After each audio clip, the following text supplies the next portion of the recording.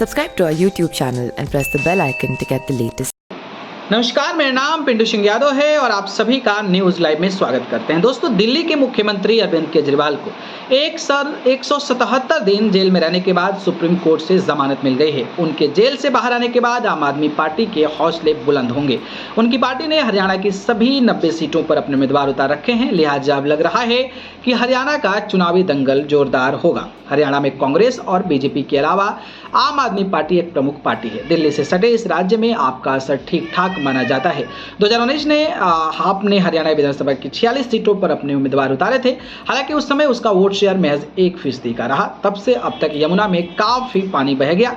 आम आदमी उन लोगों को एक अच्छे विकल्प की तरह दिखती है जो कांग्रेस या बीजेपी को वोट नहीं देना चाहते हैं। लंबे समय तक बीजेपी का गढ़ रहने वाली दिल्ली कम से कम विधानसभा के स्तर पर आपका गढ़ बन चुकी है।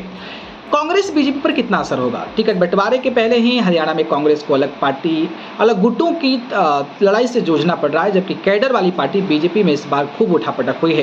कांग्रेस चुनाव के पहले चाह रही थी कि देश भर में यह संदेश जाए कि उसका इंडिया अलायंस कामयाब है, साथ ही उसे आपका फायदा मिल सके। इसी लिहाज से कांग्रेस लगातार आपसे गठबंधन करने की कोशिश करती रही। माना जा रहा है कि सीटों पर बात न बनने के कारण अरविंद केजरीवाल ने ही गठबंधन न करने का फैसला लिया और यह फैसला उनके लिए अभी वक्त में ठीक दिख रहा है।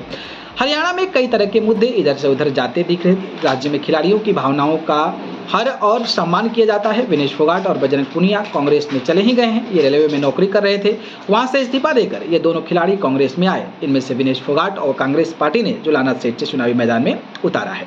इस तरह से ब्रजभूषण शरद सिंह की मुखालत करने वाली विनेश अब बीजेपी के खिलाफ लड़ रही हैं। बीजेपी ने कई पुराने नेताओं को टिकट नहीं दिया है।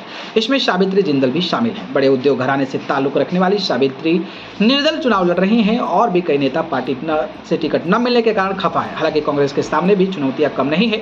टिकट देने तक पार्टी में 3 गुट साफ अलग दिख रहा है। अभी ये भी नहीं है कहा जा सकता है कि ये तीनों गुट बहुत मिलकर चुनाव लड़ेंगे। जेजेपी और आजाद समाज पार्टी गठबंधन के तहत राज्य की सभी सीटों पर लड़ रही है।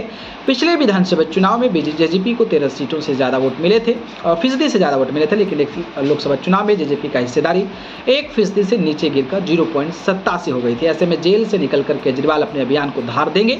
वे अपने और अपनी पार्टी पर किए गए जुर्म की कहानियां भी सुनाएंगे। अगर आपका प्रचार अभियान जोर पकड़ता है तो हरियाणा का चुनाव इस बार कुछ ज़्यादा ही रोचक होगा। और अब भाई जेल से बाहर तो अरविंद केजरीवाल आने ही वाले हैं।